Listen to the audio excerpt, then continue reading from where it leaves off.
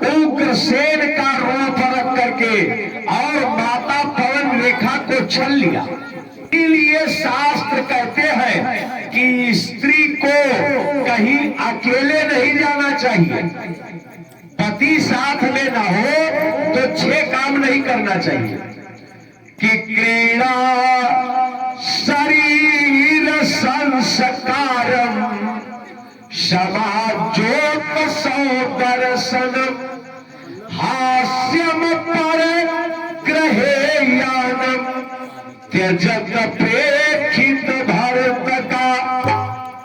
स्त्री अकेले कहीं खेल कूद में जाकर के भाग न ले। खेल कूद में अभी आप लोग देश की राजनीति पर दृष्टिपात करें, वीनस फोगाट जैसी लड़कियां आज जंतर मंतर पर रो रही है।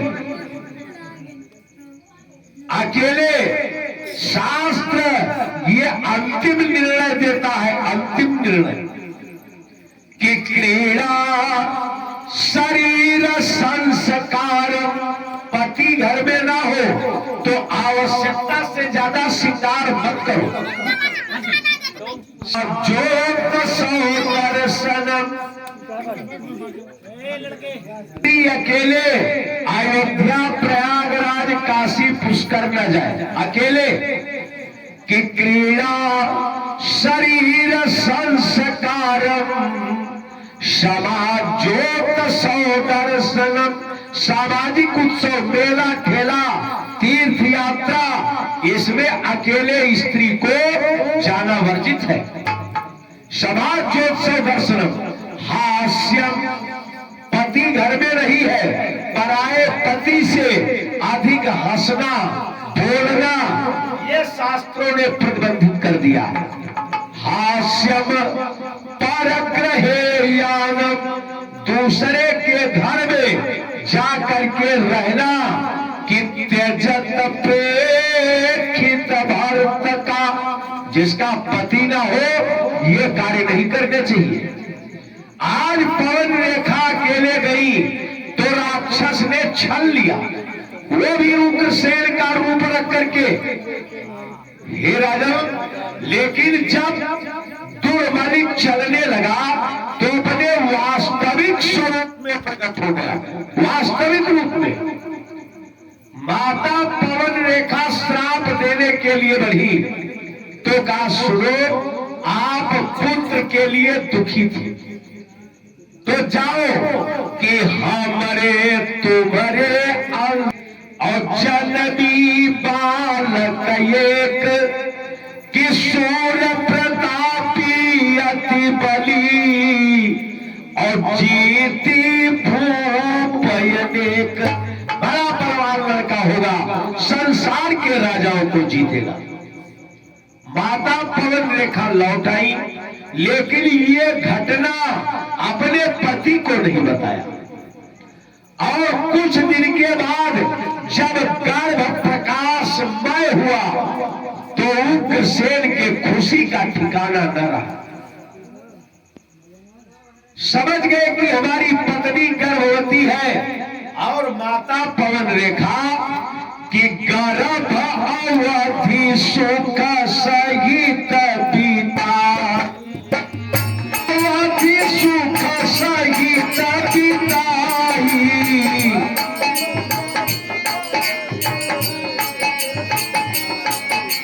माघ शुक्ल कुजते, माघ शुक्ल कुजते रसियाई। छत्र है। गर्भ अवधि सुख सहित बिताई, माघ शुक्ल कुछ 13 तिथि है और बालक के जन्म का समय क्या है कि शोभानक जन्माय धराती।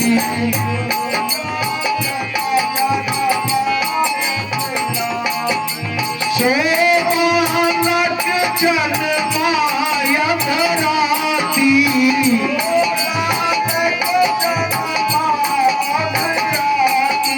भयऊ उपद्रव नाना भांति।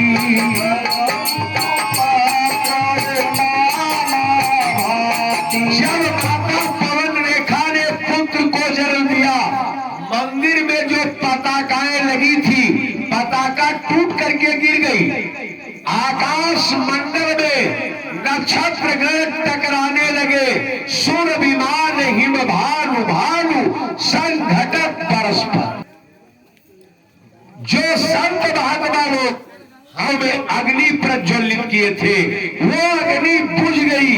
संत महात्माओं की उठ करके बैठ गए।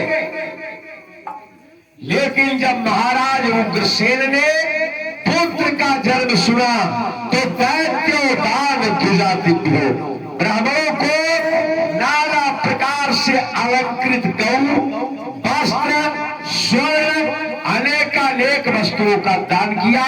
बालक धीरे धीरे बड़ा होने लगा और एक दिन इतना बड़ा हुआ कि मगध देश की यात्रा किया। और मगध देश के राजा जरासंध है कि मगध देश एक दिवस सीधावा,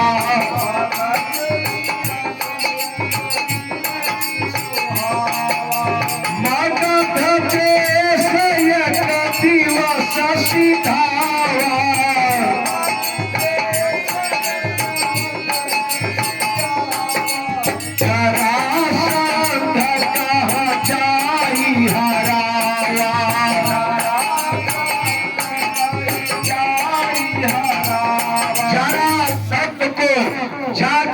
पराजित किया।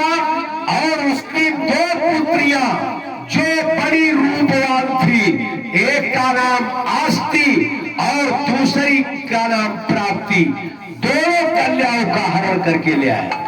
आस्ती और प्राप्ति का, हे राजन, अब अपने पिता उग्रसेन से कहा, ये बताओ सारा जीवन तुम ही सिंहासन पर रहोगे? लेकिन उग्र किए सिंहासन पर बैठेगा तो मनुष्य और प्रजा की बात छोड़ो, ये देवताओं को पीड़ित करेगा। सिंहासन नहीं छोड़ना चाहते हैं तो अपने पिता को मार करके और कारागार में डाल दिया, स्वयं मथुरा के सिंहासन पर बैठ गया। हे राजन, समय बीतने लगा। महाराज उग्रसेन कारागार में है। कारागार में भगवान की स्तुति करते हैं। जो देवकी थी, ये कंस के चाचा की पुत्री थी और विवाह के योग्य हो गई। सबने विचार किया विवाह किसके साथ किया जाए, तो सबने निर्णय लिया कि भाई विवाह तो चाहे जहां कर दो, लेकिन देवकी के लायक वर इस संसार में केवल वसुदेव। तो वसुदेव के साथ विवाह निश्चित कर दिया कंस ने। पहले 6 विवाह हो चुके थे, 6 विवाह। ये रोहिणी, भद्रा, ये सब इन्हीं की पत्नियां हैं वसुदेव की। 6 विवाह पहले हो चुके थे, लेकिन 7वें नंबर पर देवकी के साथ विवाह निश्चित हो गया। समय पर बारात आई। मथुरा नरेश कंस ने बड़े धूमधाम से अपनी बहन का विवाह किया और विवाह करने के बाद जो याचक थे, हे राजन, कि हाय गय कनदीन और याचक सब परितोष करी, विदा बहिन का यकीन। सारे याचकों को जिसने जो मांगा उसको दिया।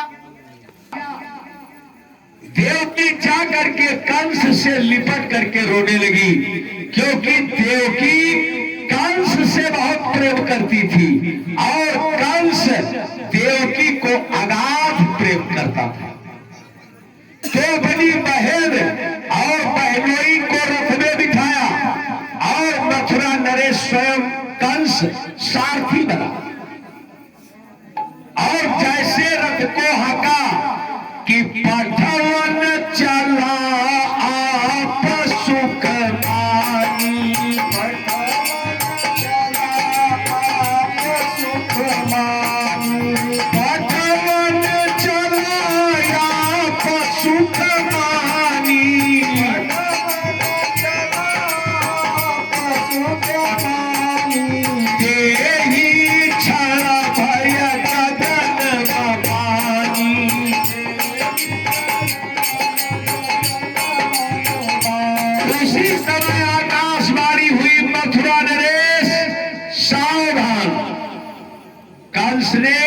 लगाम घोड़ों का खींच लिया।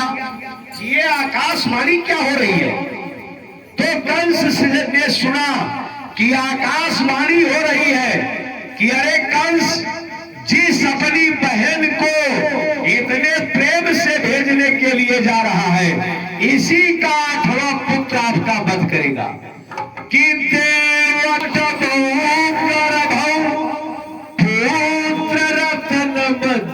जनत बधस्यामी बधस्यामी रक्षिता यदि शंकरा। अगर भोलेनाथ आपकी रक्षा करे तो देवकी का 8वां पुत्र देवक्यामष्टमो गर्भो पुत्र रत्नम जीजनम, जो 8वां पुत्र पैदा होगा वो लड़का आपका वध करेगा। कंस अवाक रह गया, विचार करने लगा क्या करे। तो दिमाग में आया, ना रहे बांस और ना बजे बांसुरी, आज ही देवकी को मार डालूंगा तो इसका 8वां पुत्र कहां से पैदा होगा। और कंस ने कि प्रगहस्य केशेषु चला किरीटम, बाल को पकड़ करके मुकुट सहित और देवकी को धरती पर पटका और तलवार को निकाला। तैसे वसुदेव जी भी रथ से कूद पड़े। कहा राजन, एक अबला का वध करके इसको छोड़ दो। कंस ने कहा आपने आकाश का मैंने सुना, लेकिन 8वें पुत्र की आकाशवाणी हुई है और मैं वसुदेव भुवन भास्कर को, सूर्य को साक्षी मान करके कहता हूं कि देवकी के होंगे सब ला करके आपके चरण में रख दूंगा। कंस की बुद्धि को माता शारदा ने, सरस्वती ने परिवर्तित कर दिया। कंस के मन में बात आ गई तो वसुदेव और देवकी को मथुरा में ही नजर बंद कर दिया गया, कहीं आ जा नहीं सकते, कठोर कारावास नहीं है, नजर बंद कर दिया। और हे राजन, समय बीतने लगा कि इसी तरह से बीतते और दिवस मास और साल, हुआ देवकी गर्भ से जन्मा पहला लाल। पहले पुत्र ने जन्म लिया तो वसुदेव जी नार व्यवहार के समेत ले जाकर के कंस के सामने रख दिया। कंस ने उस देदीप्यमान बालक को देखा तो बालक को देख करके दया लग गई कि बाल बिलो की दया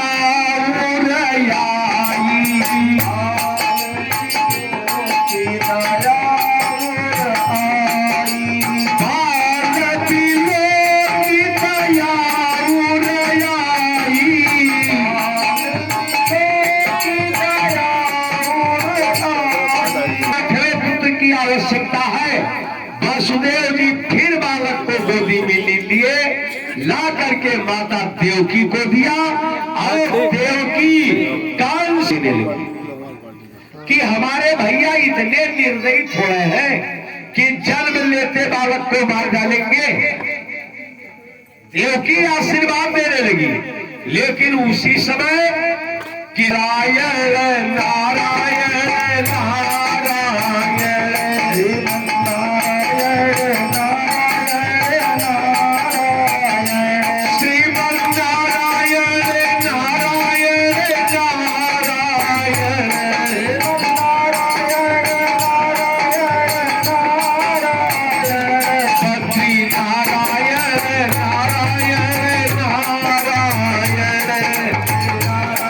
नारायण लक्ष्मी नारायण नारायण नारायण नारायण कह के आ गए।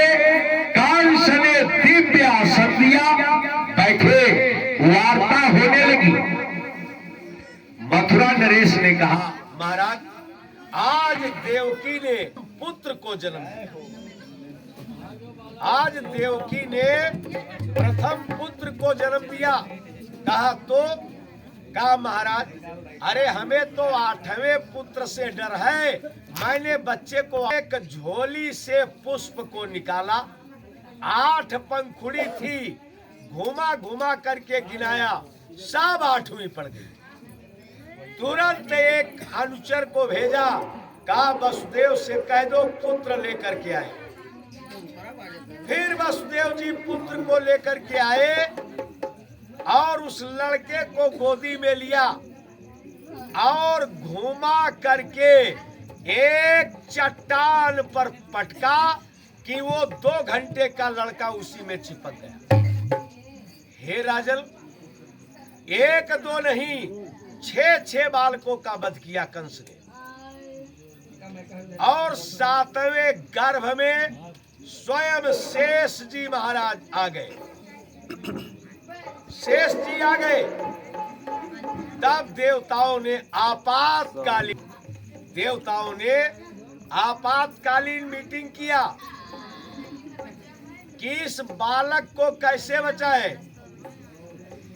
तो योग माया को बुलाया और योग माया से कहा, जाओ देवकी के 7वें गर्भ को निकाल करके माता रोहिणी के गर्भ में स्थापित करो। रोहिणी भी वसुदेव की पत्नी है,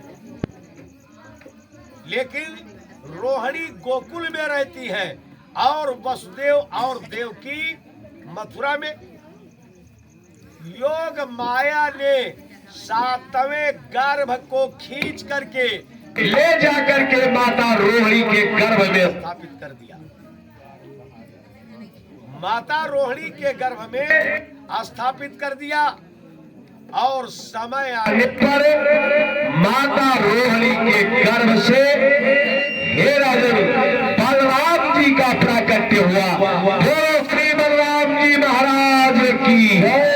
लेकिन देवकी को भी नहीं पता है कि हमारा 7वें गर्भ को, देवकी भी जानती है कि हमारे 7वें गर्भ का गर्भपात हो गया। कंस भी बड़ा क्रोधित है, लेकिन अब क्या कर सकता है। समय बीतने लगा और वसुदेव और देवकी केवल भगवान को याद करते हैं। समय बीता, 8वां गर्भ प्रकाशमय हुआ। जैसे 8वां गर्भ प्रकाशमय हुआ, वसुदेव और देवकी के हाथ में हथकड़ी, पांव में बेड़ी, कमर में श्रृंखला, कठोर कारावास और रखवाली के लिए मथुरा की सारी सैन्य शक्ति लगा दी कि कहीं कोई गड़बड़ी ना होने पाए। अपने प्रधान अनुचरों को आदेश दिया कि जैसे 8वां संतान जन्म ले हमें सूचना मिले। और वसुदेव देवकी कारागार में भगवान की स्तुति करते हैं कि हरि आ जाओ